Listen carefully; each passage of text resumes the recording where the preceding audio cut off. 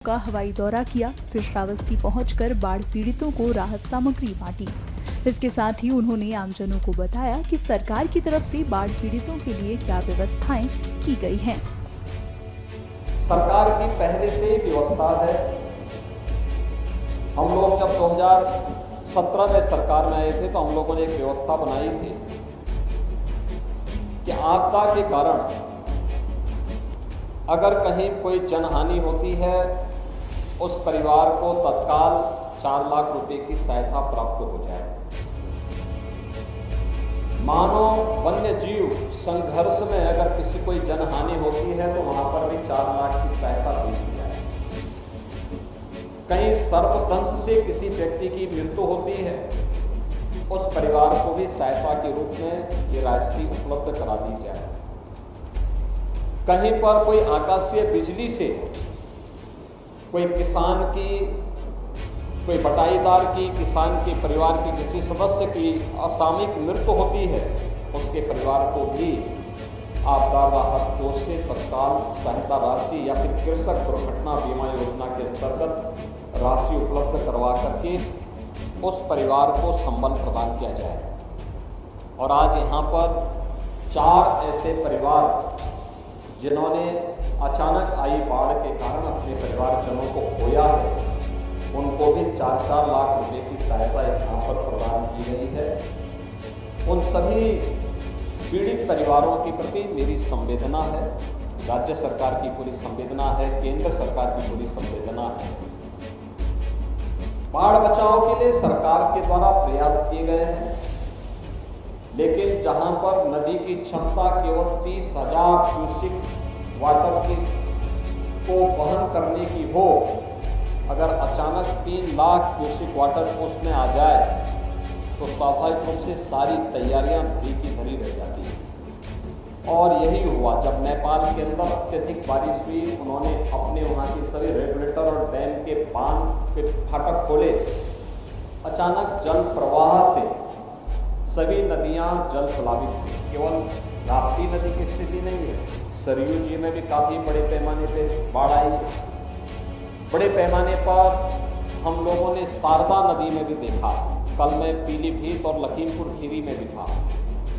सैकड़ों गांव इससे चपेट में आए हैं और वर्तमान में अगर हम देखेंगे तो 12 जनपद इस अतिवृष्टि के कारण बाढ़ की चपेट में आए हैं, जिनमें 33 तहसील हैं, 633 गांव हैं। इसमें कुल 17,97,000 की आबादी इसकी चपेट में आई है, जिसमें पशु भी प्रभावित हुए। 18,000 से अधिक पशु भी इस अचानक जल प्लावन के कारण, बाढ़ के कारण प्रभावित हुए हैं। 1,45,000 से अधिक कृषि भूमि भी इसकी चपेट में आई है। इसके लिए हम लोगों ने सभी गांवों में एनडीआरएफ, एसडीआरएफ, पीएसी की फ्लड यूनिट और स्थानीय स्तर पर नौकाओं की व्यवस्था भी की है। एक व्यवस्था की गई है कि जगह जगह बाढ़ चौकियां स्थापित हों जो समय समय पर सूचनाएं भी देते रहे।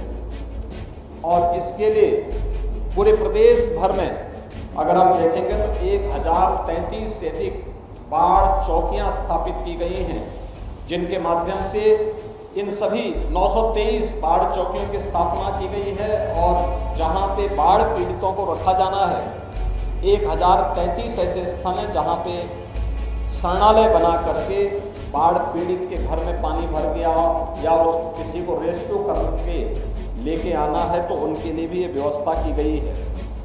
इसके साथ साथ यहाँ पर उन सभी क्षेत्रों में अन्य तमाम प्रकार की सुविधाएं उपलब्ध करवाने का कार्य हो रहा है।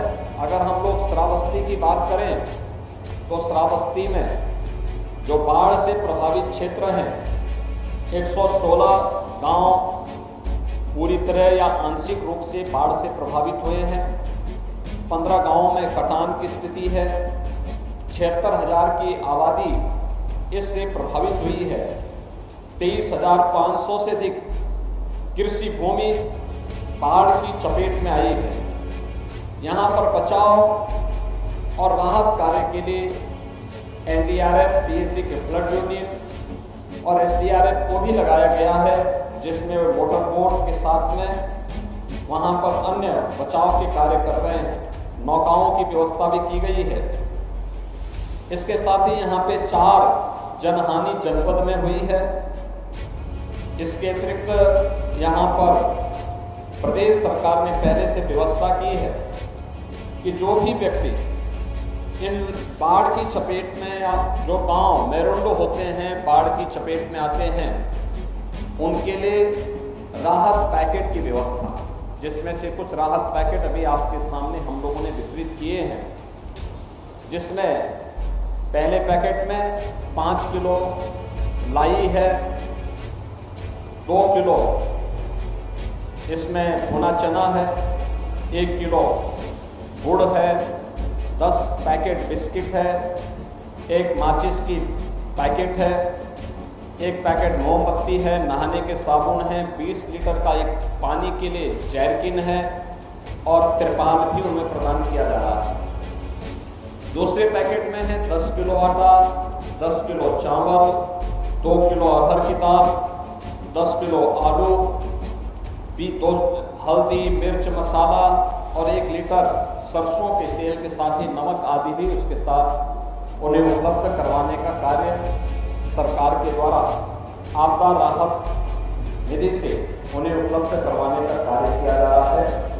हमने प्रशासन को पहले ही कहा है कि हमें पूरे बरसात भर यानी अक्टूबर तक की व्यवस्था पहले से बना के रखनी होगी, क्योंकि इस बार औसत से अधिक बरसात होने की संभावना है। इसके लिए हमारी तैयारी होनी चाहिए, जिससे कोई भी व्यक्ति भूखा न रहने पाए।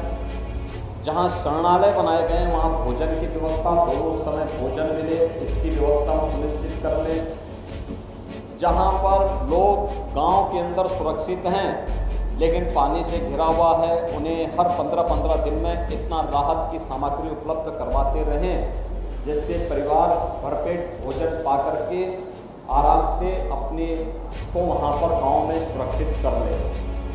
नदी कटान की दृष्टि जो क्षेत्र हैं वहाँ पर जो भी तैयारी होनी है, बरसात के समय जल भराव के कारण एंटी स्नेक वेनम यानी सांप के काटने पर वैक्सीन देने के लिए, कुत्ता या किसी जानवर के काटने से रेबीज का खतरा होता है तो एंटी रेबीज के वैक्सीन भी उपलब्ध करवाने के लिए कहा गया है और सभी ऐसे CSC में उपलब्ध करवाने की तैयारी के साथ सरकार कार्य कर रही है। हर गांव में नौकाओं की व्यवस्था हो, इसके लिए भी निर्देश दिए गए हैं। बचाव और राहत कार्य युद्ध स्तर पर होना चाहिए और समय पे राहत के कार्य सभी को प्राप्त होने चाहिए। इसके लिए सरकार पूरी प्रतिबद्धता के साथ कार्य कर रही है। आपको बता दें कि इससे पहले सीएम योगी लखीमपुर खीरी पहुंचे थे, जहां उन्होंने